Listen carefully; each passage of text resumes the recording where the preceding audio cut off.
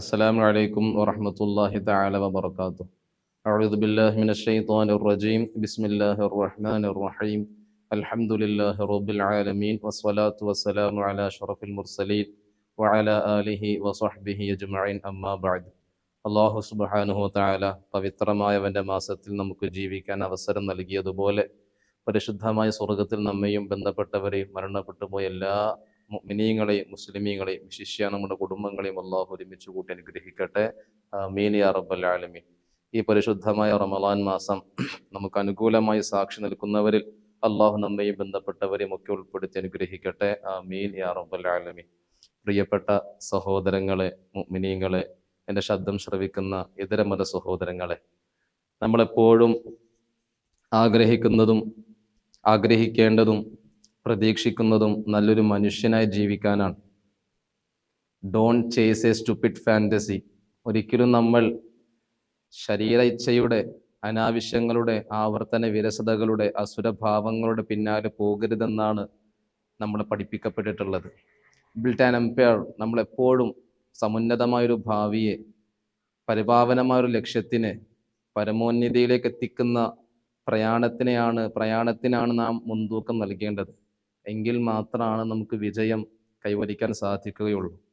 കഴിഞ്ഞുപോയ മനുഷ്യരെല്ലാവരും, ചരിത്രത്തിൽ മനുഷ്യന് നടം പിടിച്ചവരെല്ലാം കരുണയുടെ ഹൃദയമുള്ളവരായിരുന്നു. വിശിഷ്യ ഇസ്ലാം മത വിശ്വാസികളെ സംബന്ധിച്ചിടത്തോളം സാമ്പത്തികമായും മാനസികമായും ശാരീരികമായും വലിയ തകർച്ചയിലായിരുന്നു ഒരു കാലഘട്ടത്തിൽ ഈ സമൂഹം മുഴുവനും. അവിടെ നിന്നാണ് കാരുണ്യത്തിൻ്റെ തിരുദൂതർ സ്വല്ലല്ലാഹു അലൈഹി വസല്ലമ തങ്ങൾ സാംസ്കാരിക സമുന്നതിയുടെ ഉത്തുംഗമായ മേഖലയിലേക്ക് വിശ്വാസി സമൂഹത്തിനെ കൈപിടിച്ചുയർത്തിയത്. അതിൻ്റെ അനുരണനങ്ങൾ കേവലം മുസ്ലിമീങ്ങൾ മാത്രമല്ല അനുഭവിച്ചിരുന്നത്. ലോകത്തുള്ള സർവർക്കും ഇസ്ലാം മത വിശ്വാസികൾ നൽകുന്ന സന്ദേശം, പരിശുദ്ധമായ ദീന് മുന്നോട്ട് വെക്കുന്ന ആശയങ്ങൾ, ഐഡിയോളജി എല്ലാം വളരെ കൃത്യവും വ്യക്തവുമാണ്. എല്ലാ മതങ്ങൾക്കും ഉൾക്കൊള്ളാൻ കഴിയുന്ന നിലയിലാണ് പരിശുദ്ധമായ ഇസ്ലാമിൻ്റെ കാറ്റലോഗ് പടച്ച റബ്ബ് അള്ളാഹു സുബ്ഹാനഹു വതആല നമുക്ക് നൽകിയിട്ടുള്ളത്. ചുരുക്കത്തിൽ പറയുകയാണ്, ഈ പരിശുദ്ധമായ റമളാൻ മാസം ആനയെ നമ്മൾ പന്തിയിൽ ഇട്ട് പരീക്ഷിക്കുന്നത് പോലെ, അതിനെ മെരുക്കിയെടുക്കുന്നത് പോലെ, കടഞ്ഞെടുക്കുന്നത് പോലെ ഇസ്ലാം മത വിശ്വാസികളുടെ ഹൃദയങ്ങളെ കടഞ്ഞെടുത്ത് പൂർണ്ണമായ നല്ലൊരു മനുഷ്യനാക്കി തീർക്കാനുള്ള പരീക്ഷണ കളരിയാണ് 30 നാളത്തെ വ്രതം, നോമ്പ് എന്നുള്ളത്. അതിൽ പ്രധാനപ്പെട്ട ആദ്യത്തെ 10 ദിനങ്ങളാണ്. ഒരു മാസത്തിൽ 30 ദിവസമാണല്ലോ. അപ്പോൾ ആദ്യത്തെ 10 ദിനങ്ങൾ റഹ്മത്തിന്റെ 10 അഥവാ കരുണയുടെ 10 എന്നാണ് പരിശുദ്ധനായ അള്ളാഹുവിൻ്റെ റസൂൽ സ്വല്ലല്ലാഹു അലൈഹി വസല്ലമ തങ്ങൾ നമ്മളെ പഠിപ്പിച്ചിട്ടുള്ളത്. കരുണ എന്നാൽ ഈ ലോകത്ത് നബി സ്വല്ലല്ലാഹു അലൈഹി വസല്ലമ തങ്ങൾ ഇസ്ലാം മതം പരിപൂർണമായും ലോകത്തിന് പ്രചരിപ്പിക്കാൻ വേണ്ടി നിയോഗിക്കപ്പെട്ടിട്ടുള്ളത് 40-ാമത്തെ വയസ്സിലാണ്. 13 കൊല്ലക്കാലം നിസ്കാരം നിർബന്ധമാക്കപ്പെട്ടിട്ടില്ല. 53-ാമത്തെ വയസ്സിലാണ് പരിശുദ്ധമായ നിസ്കാരമൊക്കെ നിർബന്ധമാക്കപ്പെടുന്നത്. അതുവരെ എന്തായിരുന്നു മക്കൾക്കാർക്ക് പണി? അതുവരെ എന്തായിരുന്നു നബി സല്ലല്ലാഹു അലൈഹി വസല്ലമ തങ്ങൾക്ക് ജോലി? മനുഷ്യര്, കാട്ടാളൻ സമൂഹങ്ങളെ, കാടത്തം നിറഞ്ഞ മനുഷ്യ സമൂഹങ്ങളെ, പെണ്ണിന് വേണ്ടിയും കള്ളിന് വേണ്ടിയും, ഞാനൊന്നും മരിച്ചാൽ പോലും എൻ്റെ ശവകുടീരത്തിന് മുകളിൽ മുന്തിരിവള്ളിയുടെ തൈ നടണമെന്ന് വസിയ്യത്ത് എഴുതി വെച്ച, അത്രമേൽ മദ്യാസക്തരായ, അത്രമേൽ സ്ത്രീകളെ ആഗ്രഹിക്കുന്ന വളരെ മോശപ്പെട്ട ഒരു സംസ്കാരത്തിന് ഉടമകളായിരുന്ന ആളുകളെ കരുണയുടെ വർത്തമാനം പഠിപ്പിച്ചു, സ്നേഹത്തിന്റെ വർത്തമാനം പഠിപ്പിച്ചു. അവർക്ക് മുന്നിൽ പാപിയായ ഒരു മനുഷ്യൻ, വളരെ മോശക്കാരിയായി നടന്ന ഒരു മനുഷ്യൻ, തൊട്ടാൽ 7 പ്രാവശ്യം കഴുകേണ്ട ജീവി അഥവാ നായ, ആ നായക്ക് വെള്ളം കൊടുത്തതിൻ്റെ പേരിൽ പടച്ച റബ്ബ് സകല പാപങ്ങളും പുറത്തു കൊടുത്തു പരിപാവനമായ സ്വർഗപ്രവേശം നൽകിയെന്ന് പരിശുദ്ധരായ റസൂൽ സ്വല്ലല്ലാഹു അലൈഹി വസല്ലമ തങ്ങൾ അത് പഠിപ്പിക്കുകയായിരുന്നു. എല്ലാവരെയും മനുഷ്യനായി കാണണം, മനുഷ്യത്വമുള്ളവരാകണം. കണ്ണ് നിറയുന്നവന്റെ കണ്ണുനീര് ടിഷ്യൂ പേപ്പർ കൊണ്ടല്ല നമ്മൾ തുടയ്ക്കേണ്ടത്, നമ്മുടെ കൈ കൊണ്ട് തുടച്ചു കൊടുക്കാൻ നമ്മളെ കൊണ്ട് കഴിയണം.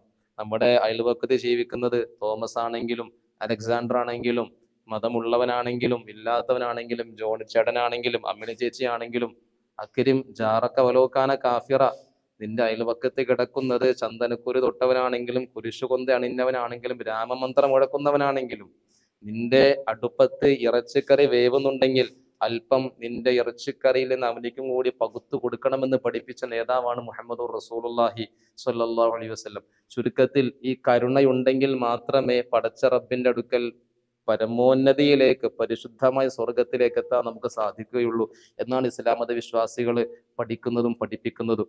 എന്തുകൊണ്ടാണ് കുറെ ആരാധനകൾ ഉണ്ടായിരുന്ന, നിസ്കരിച്ചിരുന്ന, നോമ്പ് നോച്ചിരുന്ന, ഖുർആൻ ഓതിയിരുന്ന ഒരു പെണ്ണ് പൂച്ചയെ കെട്ടിയിട്ടതിന്റെ പേരിൽ അതിനെ വെള്ളം കുടിക്കാനോ സ്വന്തമായി ഭക്ഷണം തേടാനുള്ള അവസരം നിഷേധിച്ചതിന്റെ പേരിൽ സർവ്വ ആരാധനകളും ചെയ്തിരുന്ന ഒരു പെണ്ണിനെ നരകത്തിലേക്ക് റിക്രൂട്ട് ചെയ്യപ്പെടുകയാണ്? എന്നാൽ നേരെ മറിച്ച് ആരാധനകളിൽ കുറവ് വന്നിട്ടുണ്ട്, പോരായ്മകൾ സംഭവിച്ചിട്ടുണ്ട്, നോമ്പിൽ പോരായ്മകളുണ്ട്, അപാകതകളുണ്ട്. അപൂർണമായ ആരാധനകളുമായി ജീവിക്കുന്ന പാപപങ്കിലമായ ഹൃദയത്തിന്റെ ഉടമയായ ഒരു പെണ്ണ് തൊട്ടാൽ 7 പ്രാവശ്യം കഴുകേണ്ട നായക്ക് വെള്ളം കൊടുത്തതിന്റെ പേരിൽ, ആ ഒരു മിണ്ടാ പ്രാണിയോട് കരുണ കാണിച്ചതിന്റെ പേരിലാണ് ആ സ്ത്രീക്ക് അള്ളാഹു പുറത്തു കൊടുത്തതെന്ന് പരിശുദ്ധ റസൂലുള്ളാഹി സ്വല്ലല്ലാഹു അലൈഹി വസല്ലമ തങ്ങൾ നമ്മളെ പഠിപ്പിക്കുമ്പോൾ, എൻ്റെ പ്രിയപ്പെട്ട സഹോദരങ്ങളെ, സഹോദരിമാരെ, ശബ്ദം ശ്രവിക്കുന്നവരെ, കരുണയുടെ നാളുകൾ അവസാനിക്കാനായി. ഏറിപ്പോലെ 2-3 ദിവസം മാത്രമേ നമ്മുടെ മുന്നിലുള്ളൂ. അള്ളാഹുവിന്റെ റഹ്മത്തിന്, കാരുണ്യത്തിന് ചോദിച്ചു വാങ്ങണം. അള്ളാഹു റഹ്മാനാണ്. പടച്ചറബ് പറയുന്നുണ്ട്, ഇന്നല്ലാഹ ശദീദുൽ ഇഖാബ്, തീർച്ചയായും അല്ലാഹു സുബ്ഹാനഹു വ തആല നല്ലോണം ശിക്ഷിക്കുന്നവനാണ്. ഇന്ന ലദൈന അൻകാലം വജഹീമ വതആമൻ ദാ ഖുസ്വതിൻ വഅദാബ എന്നൊക്കെ പറഞ്ഞ് പരിശുദ്ധമായ ഖുർആനിലൂടെ പടച്ചറബ് പലതവണ പറയുന്നുണ്ട്. നാരകീയമാകുന്ന ലോകത്ത് അതികഠിനമായ ഒരു ദാഹമാണവർക്കുള്ളത്, പതയ്ക്കുന്ന ചീഞ്ചലമാണവർക്ക് നൽകുന്നത്.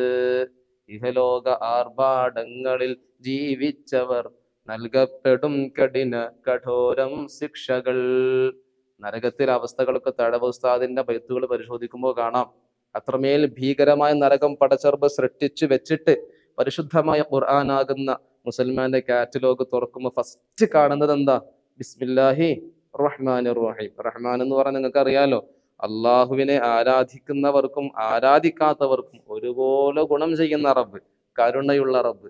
റഹീം എന്ന് പറഞ്ഞാലോ, അള്ളാഹുവിനെ ആരാധിച്ച് ജീവിക്കുന്ന, 5 നേരം നിസ്കരിക്കുന്ന, കരുണ കാണിക്കുന്ന, സ്നേഹം കൊടുക്കുന്ന, അശരണർക്ക് ആശ്രയമാകുന്ന, ആശയറ്റവർക്ക് ആശയേകുന്ന, നിരാലംബർക്ക് അവലംബമാകുന്ന മനുഷ്യർക്ക് പടച്ചറബിന്റെ പരമോന്നതമായ കോടതിയിൽ പരിപാവനമായ സ്വർഗം സമ്മാനിക്കുന്ന റബ്ബ് എന്നാണ് റഹീം എന്നതിന്റെ അർത്ഥം. അടുത്ത ആയത്ത് പരിശോധിക്കുമ്പോൾ നമുക്ക് എന്താ മനസ്സിലാകുന്നത്? അൽഹംദുലില്ലാഹി റബ്ബിൽ ആലമീൻ. തൊട്ടടുത്ത ആയത്തിൽ പടച്ചറബ് വീണ്ടും പറയാണ് അർ റഹ്മാനിർ റഹീം. അത്രമേൽ ആഴമുള്ള 7 തട്ടോളമുള്ള നരകം, 7 തട്ടോളമുള്ള നരകം, ജഹീം, മഅ്വ തുടങ്ങിയുള്ള കഠിനമായ ശിക്ഷകൾ പടച്ചറബ് സംവിധാനിച്ചിരിക്കുന്ന നരകം. തേളുകളും പാമ്പുകളും, നമ്മളിന്ന് ദുനിയാവിൽ കാണുന്ന തേളും പാമ്പൊന്നുമില്ല. മൂർഖം വന്ന് നമ്മുടെ മുമ്പിലേക്ക് നിന്ന് നമ്മുടെ മൂത്രം പോവും. അത്രമേൽ പ്രയാസം ഉണ്ടാവും നമുക്ക്. അല്ലെങ്കിൽ ഒരു ഉടുമ്പ് വന്നാൽ മതി, അല്ലെങ്കിൽ എന്തെങ്കിലും ഒരു ജീവി, പേടിപ്പെടുത്തുന്ന ഒരു ജീവി, ഒരു കരടി മുന്നിൽ കൂടി പോയാൽ മതി, നമ്മുടെ സർവ്വതും 1ഉം 2ഉം അവിടെ തന്നെ പോകും. എന്നാൽ ദുനിയാവിലുള്ളതിനേക്കാൾ ഭീകരമായ ശിക്ഷകളാണ് തേളുകളും പാമ്പുകളും ഒക്കെയാണ് നരകത്തിലുള്ളത്. എന്നിട്ടും പടച്ചോൻ പറയാണ്, നിങ്ങൾ വിഷമിക്കൊന്നും വേണ്ട, നിങ്ങൾ പ്രയാസപ്പെടുകയൊന്നും വേണ്ട.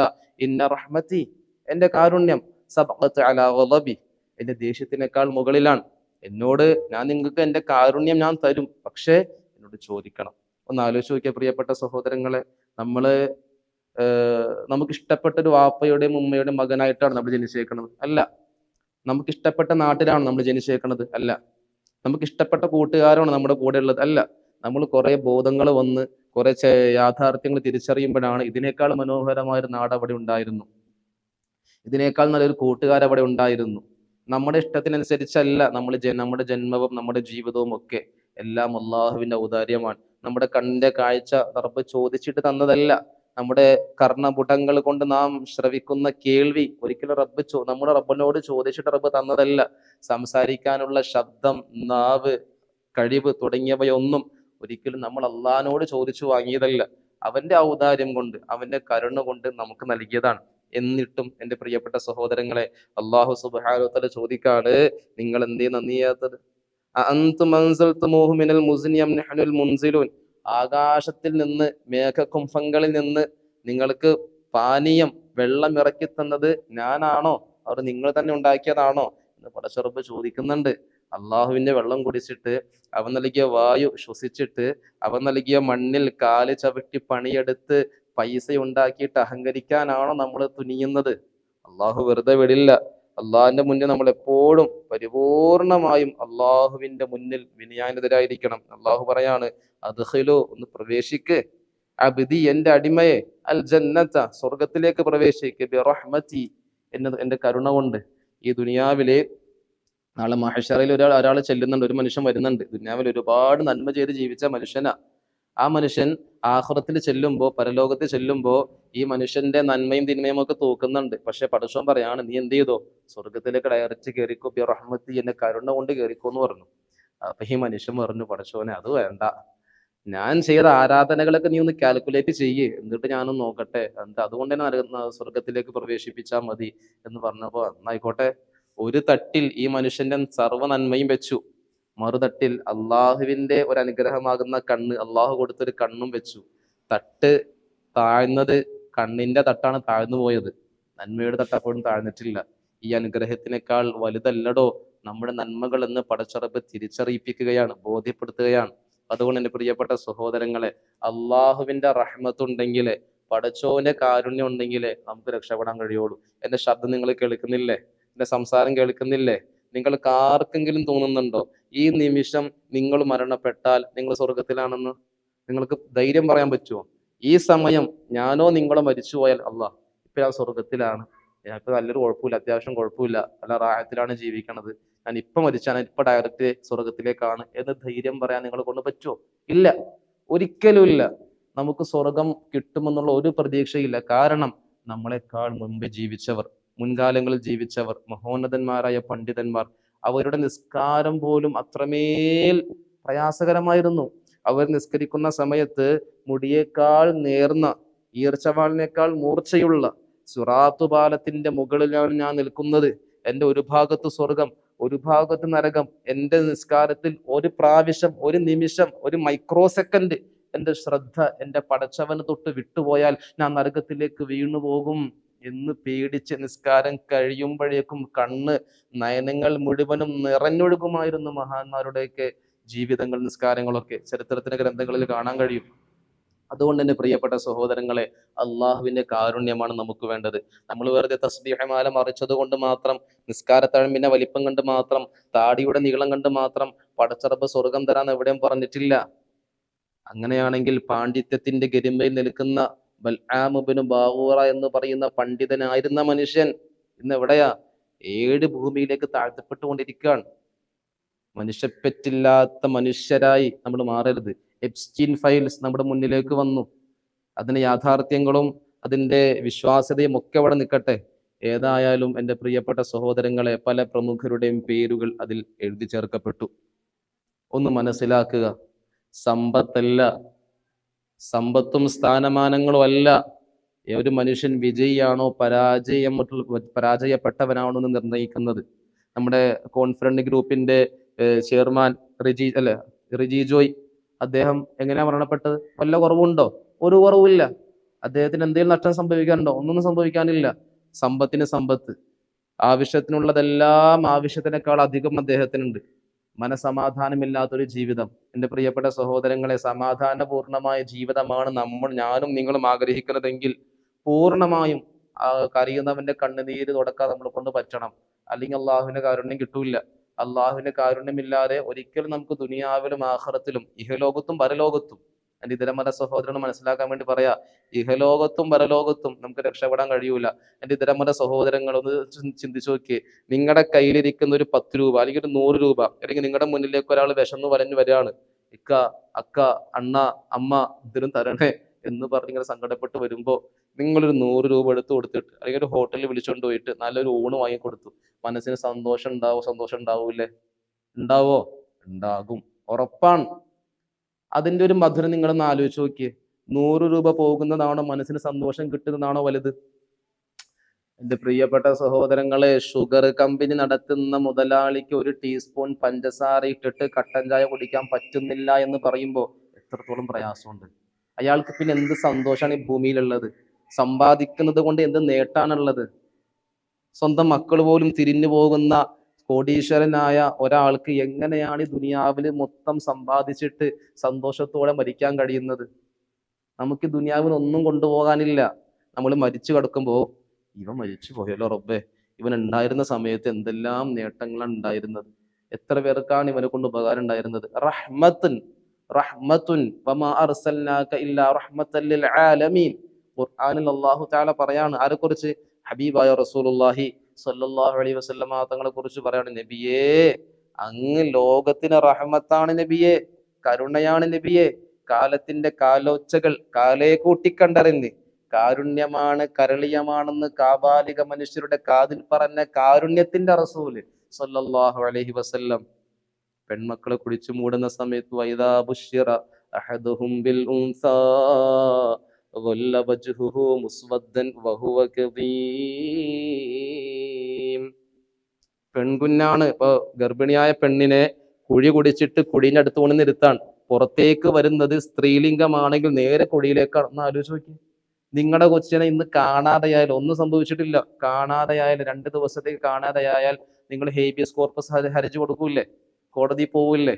സ്വന്തം ചോര പൈതലിനെ കുഴിമാടത്തിന്റെ അടുത്ത് ഗർഭിണിയായ തന്റെ പ്രിയതമയെ കൊണ്ടുവന്നിരുത്തിയിട്ട് പുറത്തേക്ക് വരുന്നത് സ്ത്രീലിംഗമാണെങ്കിൽ നേരെ കുഴിയിലേക്ക് വലിച്ചിട്ടിരുന്ന കാടത്തം നിറഞ്ഞ കരുണ പറ്റിയ മനുഷ്യ സമൂഹത്തിനോട് പറയാൻ, പെൺകുഞ്ഞാണെങ്കിൽ അവളെ മാന്യമായി നോക്കി വളർത്തി നീ പൊന്നുപോലെ നല്ലൊരു മാന്യനായ വ്യക്തിയുടെ കയ്യിൽ ഏൽപ്പിച്ചു കൊടുത്താൽ നിനക്ക് സ്വർഗമുണ്ടെന്ന് നബിയുനാ റസൂലുള്ളാഹി സ്വല്ലല്ലാഹു അലൈഹി വസല്ലമ തങ്ങൾ പഠിപ്പിക്കാൻ. നിന്റെ അയൽഭാഗത്ത് കിടക്കുന്നവന് വെള്ളം കൊടുത്താൽ നിനക്ക് സ്വർഗമുണ്ട്. നീ ഇപ്പോ ജുമാഅക്ക് വേണ്ടി പള്ളിയിലേക്ക് വരികയാണ്.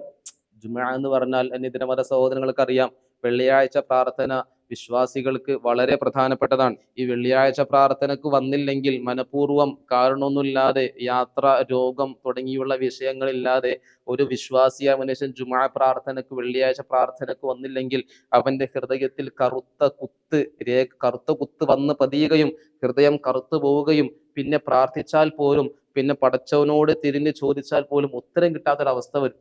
കാരണം അതൊരു മോശമായിട്ട് നമ്മൾ കാണേണ്ട ആവശ്യമില്ല. അള്ളാഹു കൊടുത്ത ഭക്ഷണം കഴിച്ചിട്ട്, അള്ളാഹു കൊടുത്ത വായു ശ്വസിച്ചിട്ട് അള്ളാഹു അക്ബർ എന്ന് പള്ളിയിൽ നിന്ന് വിളിച്ചു പറയുമ്പോൾ നമുക്ക് വരാൻ കഴിയുന്നില്ലെങ്കിൽ പിന്നെ നമ്മൾ ജീവിക്കുന്നതിൽ എന്തർത്ഥമുള്ളത്? നമ്മൾ അള്ളാഹുവിന്റെ അടിമകളല്ലേ?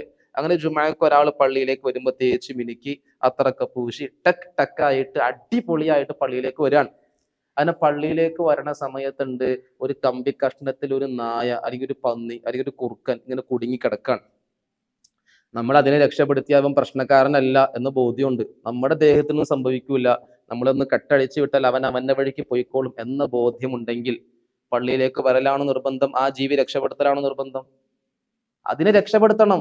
ജുമാ നഷ്ടപ്പെട്ടോട്ടെ, അള്ളാഹുവിന്റെ ഒരു ജീവിയെ രക്ഷപ്പെടുത്തണം. അവിടെയാണ് ഇസ്ലാം, അവിടെയാണ് കാരുണ്യത്തിന്റെ വർത്തമാനം നമ്മൾ പഠിക്കേണ്ടത്, ഇസ്ലാമിന്റെ ചരിത്രങ്ങൾ നമ്മൾ പഠിക്കേണ്ടത്. എത്രയോ ആളുകളാണ് ഇസ്ലാമിലേക്ക് കടന്നു വന്നത്. കാരണം എന്തായിരുന്നു? നബി സല്ലല്ലാഹു അലൈഹി വസല്ലമ തങ്ങളെ കരുണ കണ്ടിട്ടല്ലേ? നബി സല്ലല്ലാഹു അലൈഹി വസല്ലമ തങ്ങള് മക്കയിലുള്ള സർവ്വ മൊട്ടക്കുന്നുകളും വിടും, നബിയെ അങ്ങേക്ക് നാം സ്വർണമാക്കി തരട്ടെയോ? പരിശുദ്ധ പ്രവാചകൻ സല്ലല്ലാഹു അലൈഹി വസല്ലമ തങ്ങൾ ലോകത്തിന്റെ നേതാവാണ്, ലോകത്തിന്റെ രാജാവാണ്. റസൂലുള്ളാഹി സ്വല്ലല്ലാഹു അലൈഹി വസല്ലമ തങ്ങളുടെ കാൽ ചുവട്ടിലാണ് ലോകത്തുള്ള സർവ്വതും, മാമലകളും സസ്യലതാദികളും സർവ്വതും എല്ലാം മുത്തുനബിയുടെ കാലിന്റെ ചുവട്ടിലാണ്. ആ റസൂലുള്ളാഹി സ്വല്ലല്ലാഹു അലൈഹി വസല്ലമ തങ്ങൾ ഓലപ്പായയിൽ കിടന്നുറങ്ങുമ്പോ, തേക്കാത്ത ചുമരുള്ള വീട്ടിൽ, ഈത്തപ്പന ഓല കൊണ്ട് മെടനുണ്ടാക്കിയ കുടിലിൽ ഓലപ്പായയിൽ കിടന്നുറങ്ങുമ്പോ മുത്തു മുഹമ്മദ് മുസ്തഫ സ്വല്ലല്ലാഹു അലൈഹി വസല്ലമ തങ്ങൾ എഴുന്നേൽക്കുമ്പോഴാണ് പുന്നാര നബിയുടെ പുണ്യമേനിയിൽ ഓലയുടെ പാടുകൾ കാണുന്നത്. ഇത് കണ്ടപ്പോ സ്വഹാബത്തിന് സഹിച്ചില്ല. മലക്കുകൾ ഇറങ്ങി ഭൂമിയിലേക്ക്, നബിയെ അങ്ങ് സമ്മതം മൂളിയാ മതി, ഈ കാണുന്ന മലമ്പ്രദേശങ്ങൾ മുഴുവനും മൊട്ടക്കുന്നുകൾ മുഴുവനും സ്വർണമാക്കി നൽകാൻ അള്ളാഹുവിന്റെ സമ്മതമുണ്ട്, അങ്ങയുടെ പെർമിഷൻ മാത്രം മതി എന്ന് പറഞ്ഞപ്പോ അള്ളാഹുവിന്റെ റസൂല് സ്വല്ലല്ലാഹു അലൈഹി വസല്ലം തങ്ങൾ പറഞ്ഞു, വേണ്ട, ഞാൻ മിസ്കീനായി ജീവിക്കാൻ ആഗ്രഹിക്കുന്നവനാണ്, ഞാൻ മിസ്കീനായി മരിക്കാനും ആഗ്രഹിക്കുന്നവനാണ്. മിസ്കീൻ എന്ന് പറഞ്ഞാൽ പാവപ്പെട്ടവനായി ജീവിക്കാൻ ആഗ്രഹിക്കുന്നവനാണ്, പാവപ്പെട്ടവന്റെ വിശപ്പറിഞ്ഞ് ജീവിക്കാൻ ആഗ്രഹിക്കുന്നവനാണ്. സമ്പത്തില്ലാത്തവൻ എത്രത്തോളം വേദനകളാണോ അനുഭവിക്കുന്നത് അത് അറിഞ്ഞ് ജീവിക്കാൻ ആഗ്രഹിക്കുന്നവനാണ് ഞാൻ. അതുകൊണ്ട് എനിക്ക് സമ്പത്ത് വേണ്ട. ഓരോ ഉമ്മത്തിനും ഓരോ സമുദായത്തിനും പരീക്ഷണങ്ങളുണ്ട്. എന്റെ ഉമ്മത്തിന്റെ പരീക്ഷണം അൽ മാൽ, അത് സമ്പാദ്യങ്ങളാണെന്ന് നബിയുനാ റസൂലുള്ളാഹി സ്വല്ലല്ലാഹു അലൈഹി വസല്ലം തങ്ങൾ നമ്മളെ പഠിപ്പിക്കുന്നുണ്ട്. അതുകൊണ്ട് പ്രിയപ്പെട്ട സഹോദരങ്ങളെ, കരുണയുടെ നാളുകൾ, കരുണയുടെ വർത്തമാനങ്ങൾ വെറും 10 ദിവസങ്ങളിൽ മാത്രം ഒതുങ്ങി നിൽക്കേണ്ടതല്ല. അള്ളാഹുവിന്റെ കാരുണ്യം ലഭിക്കാത്ത ഒരാൾക്ക് രണ്ടാമത്തെ 10 മഗ്ഫിറത്തിന്റെ 10 ലഭിക്കുകയില്ലെന്ന് മഹാന്മാർ നമ്മളെ പഠിപ്പിക്കുന്നുണ്ട്. അതുകൊണ്ട് ഈ കരുണയുടെ നാളുകളിൽ, ഈ കരുണാരാവുകളിൽ മറ്റുള്ളവരുടെ വേദനകൾ നമ്മൾ കാണണം, കണ്ണടച്ച് കളയരുത്. അവരുടെ സ്വപ്നങ്ങൾക്ക് നമ്മൾ ചിറക് കൊടുക്കണം. അവരുടെ നോവുകൾക്ക് നമ്മൾ, അവരുടെ മുറിവുകൾ നമ്മൾ എന്ന് പറഞ്ഞാൽ മനസ്സിലായല്ലോ, ലേപനം, പരിഹാരം നമുക്ക് കാണാൻ കഴിയണം. എങ്കിൽ മാത്രമാണ് അള്ളാഹുവിന്റെ റഹ്മത്തായ പരിശുദ്ധമായ സ്വർഗം നമുക്ക് കരസ്ഥമാക്കാൻ സാധിക്കുകയുള്ളൂ. അള്ളാഹുവേ, നീ എനിക്ക് സ്വർഗം തരണേന്ന് ദുആ ചെയ്യുകയും ചെയ്യും. പുറത്തിറങ്ങിയിട്ട് ഭിക്ഷയാചിക്കുന്നവന്റെ നോട്ടീസ് വാങ്ങിയിട്ട് നോക്കോ, നീയൊക്കെയാണ് അവിടെ വന്നേക്കണത്, നിനക്ക് എന്തിന്റെ കേടാ, നിനക്കവിടെ അവിടെ ഇതില്ലേ ഇതല്ലേ ഇങ്ങനെ പറയേണ്ട വല്ല ആവശ്യമുണ്ട്? കൊടുക്കാൻ പറ്റുമെങ്കിൽ കൊടുക്കും, അല്ലെങ്കിൽ വേണ്ട. ഈ വന്ന് നിൽക്കുന്ന പാവങ്ങളാകുന്ന ആശയറ്റ, ഒന്നിനും കഴിയാത്തതുകൊണ്ടല്ല മറ്റുള്ളവരുടെ മുന്നിൽ വന്ന് കൈനീട്ടുന്നത്. മുതലെടുക്കുന്നവരുണ്ട്, അവരെ സൂക്ഷിക്കണം, സൂക്ഷിക്കണ്ട എന്നല്ല. പാവങ്ങളാകുന്ന ആളുകളെ വന്നിട്ട് അതെ ഇങ്ങനെയൊക്കെ പറയേണ്ട വല്ല ആവശ്യമുണ്ടോ? പാവങ്ങൾക്ക് അറിയുള്ളൂ അവരുടെ വേദന. അതുകൊണ്ട് എന്റെ പ്രിയപ്പെട്ടവരെ, കഴിയുമെങ്കിൽ ദാനധർമ്മങ്ങൾ നല്ലതുപോലെ നിർവഹിക്കുക, സക്കാത്ത് കൊടുത്തു വീട്ടുക. ഈ റമദാൻ മാസത്തിലേക്ക് മാത്രം സക്കാത്ത് കൊടുത്തു വെക്കുന്ന ഒരു ശീലമുണ്ട്. ഒരിക്കലും അങ്ങനെയല്ല. സമ്പത്തിന്റെ കണക്കെത്തിയാൽ ഉടനെ സക്കാത്ത് കൊടുത്തു കൊള്ളുക. എന്റെ വീട്ടിലേക്ക് എല്ലാവരും വരട്ടെ, സക്കാത്തിന് ഞാൻ നോട്ടീസ് അടിച്ചേക്കാം, പത്രത്തിൽ കൊടുത്തേക്കാം, ആവശ്യമുള്ളവരൊക്കെ വന്നോ എന്ന് നമ്മൾ എന്ത് ചെയ്യണ്ട. ഒരിക്കലും ആ വക വർത്തമാനങ്ങളും നമ്മുടെ ഉള്ളിൽ നിന്ന് വരാൻ പാടില്ല. എന്റെ വീട്ടിലേക്ക് ഭിക്ഷക്കാർക്ക് പ്രവേശനമില്ല എന്നുള്ള ചിന്തകളൊന്നും വേണ്ട. എന്റെ പ്രിയപ്പെട്ട സഹോദരങ്ങൾ, അർഹരിലേക്ക് കൊണ്ടുപോയി എത്തിച്ചു കൊടുക്കുക. അള്ളാഹു തആല തൗഫീഖ് പ്രദാനം ചെയ്യട്ടെ. ഈ പരിശുദ്ധമായ റഹ്മത്തിന്റെ പൊത്തും പരിശുദ്ധമായ റമദാൻ മാസവും എല്ലാം നമുക്ക് അള്ളാഹു അനുകൂലമാക്കി നൽകി അനുഗ്രഹിക്കട്ടെ. നമ്മിൽ നിന്ന് മരണപ്പെട്ടുപോയ മാതാപിതാക്കൾ, ബന്ധുമിത്രാദികൾ, കൂട്ടുകുടുംബങ്ങൾ എല്ലാവർക്കും അള്ളാഹു സുബ്ഹാനഹു തആല മഗ്ഫിറത്തും മർഹമത്തും പരിശുദ്ധമായ സ്വർഗപ്രവേശനം അള്ളാഹു നൽകി അനുഗ്രഹിക്കട്ടെ. ആമീൻ യാ റബ്ബൽ ആലമീൻ. എല്ലാവരും എനിക്കും കുടുംബത്തിനും വേണ്ടി ദുആ ചെയ്യണം. ഇതിനു വേണ്ടി പ്രവർത്തിക്കുന്നവർ, ഇതിന്റെ സ്റ്റുഡിയോ കാര്യങ്ങളൊക്കെ ചെയ്യുന്നവർ, അവർക്കും വേണ്ടി നിങ്ങൾ പ്രാർത്ഥിക്കണം. പടച്ച തമ്പുരാന്റെ എല്ലാ കരുണയും അവരുടെ മേലും വർഷിക്കട്ടെ എന്ന് ആത്മാർത്ഥമായി പ്രാർത്ഥിച്ച് അൽഹംദുലില്ലാഹി റബ്ബിൽ ആലമീൻ. അസ്സലാമു അലൈക്കും വറഹ്മത്തുള്ളാഹി വബറകാതുഹു.